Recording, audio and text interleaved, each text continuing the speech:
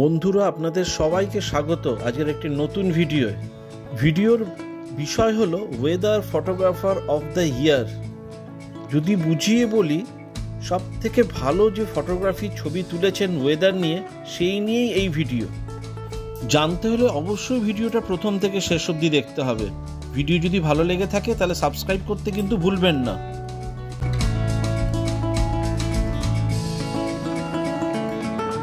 ছবিটির নাম আলোর নৃত্য। 2024 সালের সেরা ছবির তকমা পেয়েছেন চীনের সাংহাইয়ের Wang Jin. Sprites dancing in the dark night শিরোনামে ছবিটি জমা দিয়েছিলেন। বজ্রপাতের পরে আকাশে প্রায় 50 মাইল উপরে তৈরি হওয়া এক ধরনের আলোর বিকিরণ। এগুলো সাধারণত লাল রঙেরই হয়। সাংহাইয়ের আকাশে বজ্রঝড় দেখা দিলে জিন চংমিন কয়েক ঘন্টা সময় নিয়ে এই বিরল দৃশ্য ক্যামেরাবন্দি করেন। বিচারকদের মতে এই ছবি সত্যি খুবই বিরল।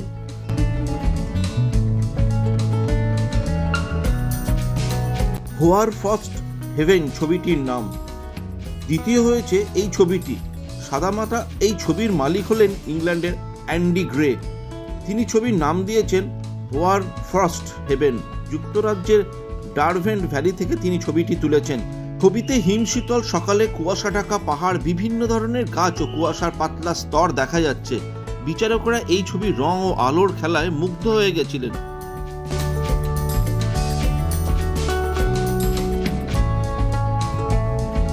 এই ছবিটির নাম দ্বীপ, রংধনু ও সমুদ্র প্রতিযোগিতায় তৃতীয় স্থান অর্জন করেছিলেন। এই ছবিটির ফটোগ্রাফার হলেন Jamie Russell. Evening shower over the needles নামে এই ছবিতে দেখা যাচ্ছে যুক্তরাজ্যের আইলস অফ উইটে অবস্থিত নিডলস দ্বীপের অপরূপ রংধনু।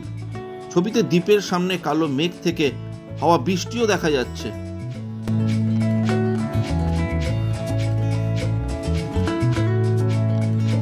ছবিটির নাম আগুন ও বরফ। বজ্র ঝড় শুরু হওয়ার ঠিক আগ মুহূর্তের ছবি এটি। ছবির ডান দিকে সূর্যাস্তের লালচে আভা দেখা যাচ্ছে এবং বাঁয়ে দেখা যাচ্ছে নীল আকাশ, আর মাঝে মেঘগুলো ধীরে ধীরে ঘনীভূত হচ্ছে। এই বিশাল ছবিটি তুলেছেন যুক্তরাজ্যের টেক্সাসের তরুণ ফটোগ্রাফার লিঙ্কন হুইলারাইট।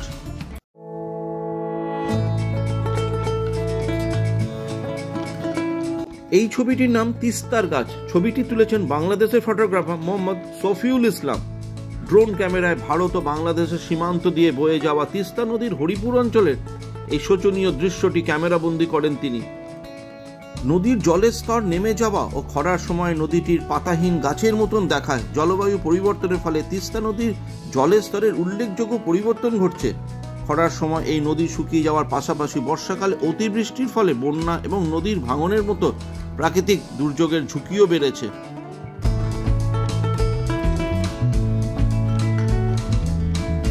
এই ছবিটির নাম আগ্নেয়গিরির পাহাড়। ইন্দোনেশিয়ার ফটোগ্রাফার নূর সাইরিন নাতাসা বিনতে আজহারিন সূর্যোদয় দেখার আশায় ইন্দোনেশিয়ার পূর্ব জাভায় যান, কিন্তু ভোরের আলোয় তিনি এই আগ্নেয়গিরির অসাধারণ দৃশ্য দেখতে পান। এখনো আগ্নেয়গিরি থেকে ধোঁয়া উঠছে। তিনি মোবাইল ফোনের সাহায্যে এই ছবিটি ক্যামেরাবন্দি করেছিলেন।